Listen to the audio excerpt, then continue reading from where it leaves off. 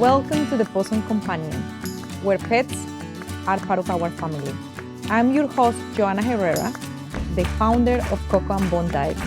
I'm very excited to interview experts and pet owners to share their stories and insights so you can use them to take care of your babies. If I need to bring someone on board, I'll make their dog do something without it me looking like I'm doing anything. And then they go, "Oh wow!" So, okay, I'll listen to tell her. me one. Tell me one trick. I would love to hear that. Look, I can make dogs do kind of lots of things really quickly just by picking the moment and picking the timing. I can often, I'll often, if it's a new client and they're just starting, always it's like my dog drags me down the street, and it's really easy for me to change that in 99.9% of dogs very, very quickly.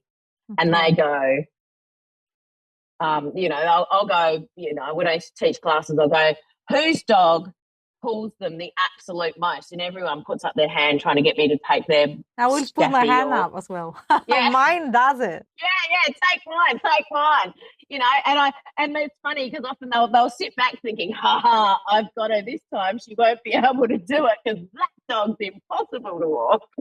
And, within a few seconds, with the right reinforcement in the right environment and the right timing, a dog can do what we want them to do. And so it's just little tricks like that, and just to get buy-in from people. And then once you've got buy-in, you're off.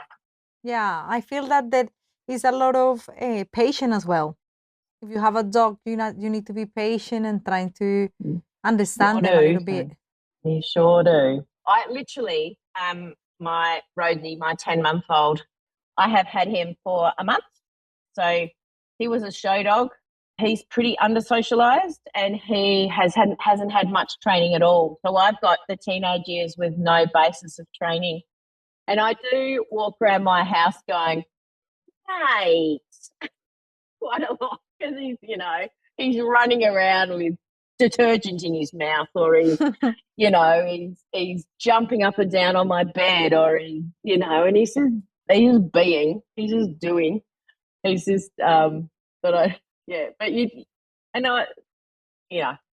don't particularly want him bouncing around on my bed and kicking the pillows and grabbing a pillow and running outside, but I'm not going to tell him off for it because he's just being a dog. Excited to see you as well. And to be if he picks up something, and this is like my tip, all puppy owners in the world, when your puppies pick up something that you don't want them to have, I want you to change your brain and think they found something that you've been looking for 3 years for you and call them to you like they're your favourite being in the whole world.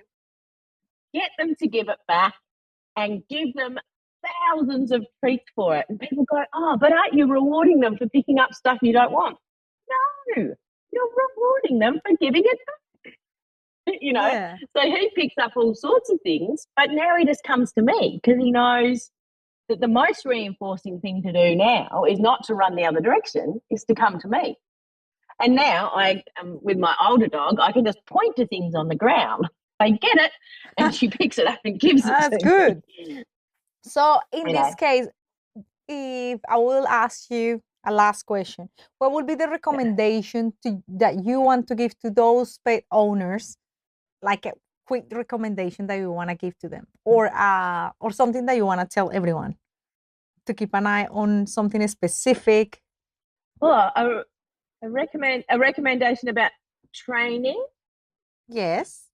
Always look for a positive reinforcement trainer. Relationship is everything. And if you use punishment, you are going to mess with your relationship with the animal. Positive is the only way. If you're going to be running them for an hour a day and that's what you want to do, that's the physical exercise you feel like, I want to run for an hour a day, then do it. If you're doing it because you feel like you have to tire out your dog, it's not going to work. So it's not like you're not doing it on the purpose of tiring them out. You're doing it on, this is the exercise regime that I want to keep up with. It is good to give them some exercise. I do try and condition dogs to have like a day off every now and then, just in case, like if you were ever sick or hurt and you couldn't do the exercise that you normally do, that they don't go crazy. Like I don't want to have a dog that can't behave if it doesn't have half an hour walk a day. I want a dog that can behave regardless of what's happening day to day. So if I have a bad day and say we didn't get out for our normal daily walk, they're not like crazy crying. and uncontrollable. Yeah. So I guess like knowing why you're doing it, like I'm doing this as part of their habit, but the rest of it is, you know, general lifestyle and maintenance and maintaining, you know, their mental exercise needs. So if you're maintaining that side of things. And I reckon also it depends of the type of dog, because not all the dogs can walk or run for an hour, for example. Like, you know, if you go and get yourself a French bulldog, you should not be running that dog for an hour, because they, with their short nose and their breathing issues, like they can't physically cool themselves down the same as a working breed dog. So, you know, that's why it is good to know like what dog you're getting and what some of its natural traits are, because a working breed has different desires and different needs. But you know, there are some dogs that can't be exercised for that long and can't run that long because they weren't bred to be athletic. And if we're trying to turn a dog, and, you know, you could be causing some really serious health problems, like if somebody had a pug or a French bulldog and they wanted to take it or a sausage dog, like a... Yeah. So if they wanted to take some of those dogs, the sausage dogs can manage a bit more because like, but it's those short nose, like the brachycephalic. You know, if they wanted to run that dog for hours and hours, they'd be putting their dog at risk of heat stroke, even on a not hot day. So, you know, there's some awareness to be cautious of. You know, if you want a dog that's like more weather resilient, like obviously him having those Australian breeds and that Kelpie, they just cope with everything. But you know, that comes with its downfall too, because having an active breed means there's a lot of, like, they're easier to train, but they're also harder to maintain behavior-wise because they have different drives, different desires. And I reckon you need to also, when you get a dog, think on, okay, what are the things and activities that you like? If you are an active person, it's great for you to have a dog that is active. But if you are not, consider to have a dog that doesn't need too much. Exactly. Like long walks or things like that are going to accommodate with your style. Yeah, exactly. Yeah, you should always be like, if you want a dog that just sits around, choose a breed that likes to do that.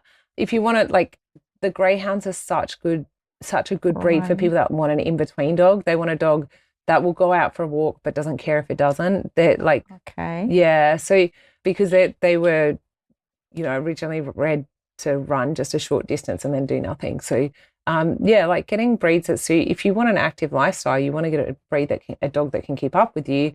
If you want a quieter lifestyle and just to spend a lot more time sitting around, then you should choose a breed that's going to enjoy that, or a type of dog that's going to enjoy that. I have a question for you. I don't know if it's a silly question, but what about the paws of the dogs? Do you have to have any care when you normally walk dogs for long hours? I mean, you do have to, like, obviously their feet will like strengthen over time because they adjust to it. But if you aren't like building them up gradually, you may have to do things like, you know, get dog like booties for them to keep their feet safe.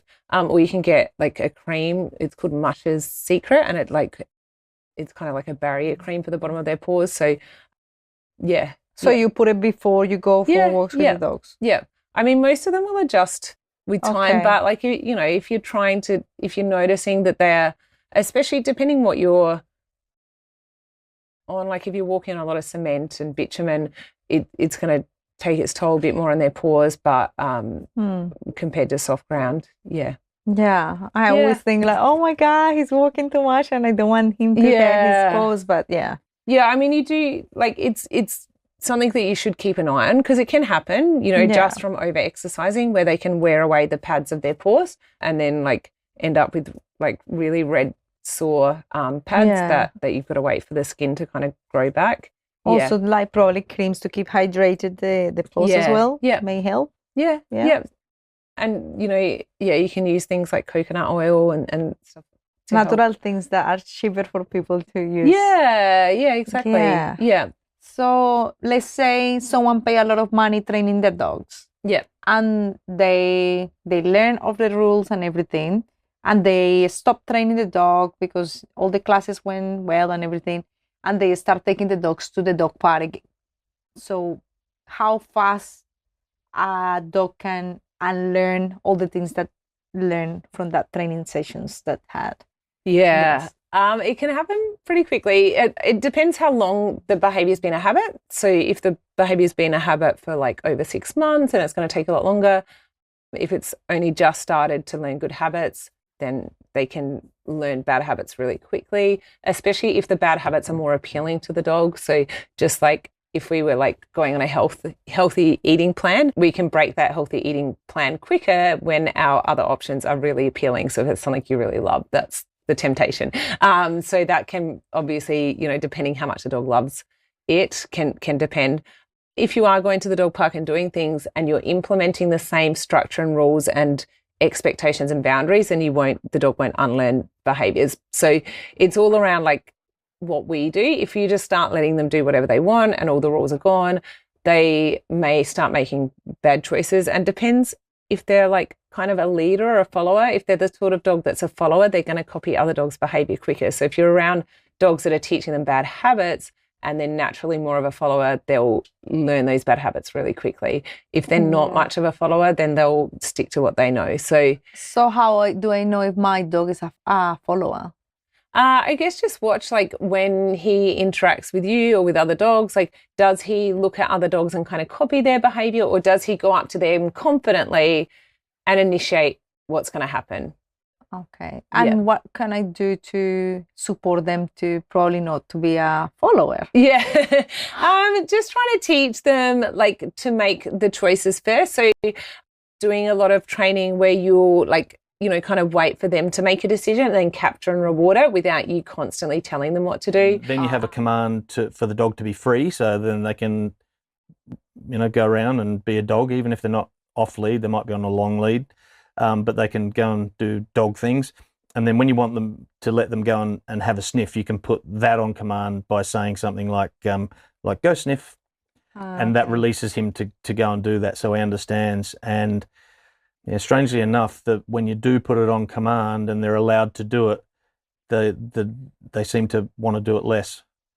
So it's interesting. It's like being naughty children, I think. Yeah. Yeah. So is there any story that you can say about like you training a dog and being like super naughty and you have to like overtrain the dog like because of that?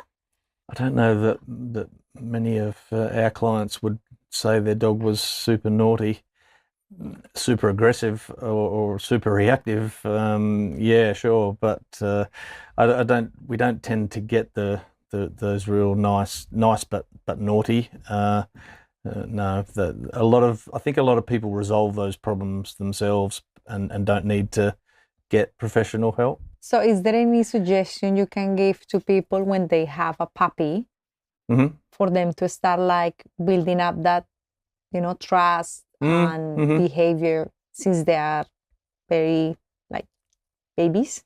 Yeah, they are. So, and building a bond with a dog is very important. It's the first thing that needs to happen when you bring either a puppy or an adult dog home, and you achieve that by establishing a routine and sticking to it, making sure that all the dog's needs are met. So they always have access to fresh water, they always get their food, they're always eating the right thing. It's round about the same time, doesn't have to be precisely, but it's, in the mornings and in the evenings, they always get the meal, and then spending time with them, allocating time to take them on a walk, groom them, train with them, and also have some fun. Let them be a dog. So going back to that last question, finding out what works for that particular dog and then letting them express it. So if you've got that Border Collie, then he wants to run around and jump and catch things and play frisbee or whatever. If you've got a greyhound, he probably wants to lay around the couch most of the time, but when he does go out, he wants to hit top speed. Okay. Right, so find somewhere where you can let him do that. Yeah, and other dogs, they like to play tug, right? So have a good, vigorous game of tug with the dog is also a very useful thing to do. Yeah, and there are so many areas in Adelaide where you can take your dogs as well. And there are like dog parks as well for large dogs and small dogs where they love to be in, which are good ways for them to get to know other dogs and get, no? Or it's not good? Not good. Oh, really? No. Okay. Tell me more about it because I would love to know. Dog parks are like UFC for dogs, you know? They're a good idea on paper, but they assume that everybody that takes their dog there is responsible, pays enough attention, and has enough control over their dog. And most people at the dog park don't meet any of that criteria. And, you know, unfortunately, the dog learns, even if it doesn't have a bad experience, like get into a terrible fight, they're still learning some pretty undesirable behaviour by being around strange dogs all the time. Okay. They learn to ignore you and to devalue you by the time they spend there. Okay, so you better suggest to just go out on your own with your dog in an open space or something like that. Yeah, so the dog needs to socialise. That's really important, but you've just got to be a little bit careful about how you do it. So I'm not saying don't use dog parks ever, but what I say to my clients is if there's a dog park around the corner from you and you like the idea of going there with the dog, suss it out a bit. Visit it every day of the week and work out who's there and when they're there and what sort of dogs are there and how much control they have and are the dogs friendly and other people paying attention. And if the answer to all those things is yes, then that might be a suitable time to take your dog there and to make friends with those people and have that group. And if someone arrives that you don't know, then it's probably time to pack up. That's how I would use a dog park. Thank you so much, No worries. Scott, for being here. Yep. Is there any place where you consider people can find the information about you, about what you do, how people can find you? Yeah, sure. So you can look us up on our website, which is www.adelaidek9.com.au, or you can give me a call. What is your number? 0413 067 769. Anyway, I'm going to put it in the notes of the podcast so people can have it. Yeah, okay, yeah, great. Thank you so much for tuning into this episode of the Pawsome Companion. If you have any further questions for our experts, feel free to leave them in the show notes or reach out to me directly. And if you are a pet expert who would love to contribute to this podcast, we will be thrilled to hear from you. Don't forget to follow us, and if you enjoyed today's episode, we will really appreciate a 5-star review. Thanks again, and we will see you at the next episode.